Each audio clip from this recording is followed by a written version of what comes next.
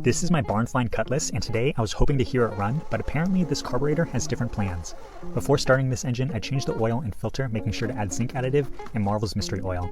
I then removed the distributor, and this actually took a while because I don't think it's ever been removed since 1966. It still had the factory markings, but after it was out, I used my impact wrench and a socket to prime the oiling system. I also had my dad bump the starter to slowly rotate the engine while I was priming. I then lubed up the new distributor and dropped it in. After wiring in the distributor and making new lines, I poured some fuel into the carburetor and started cranking. And I got nothing.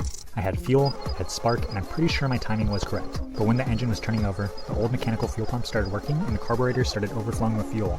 So I'm gonna have to stop cranking for now and fix this carburetor again before moving on.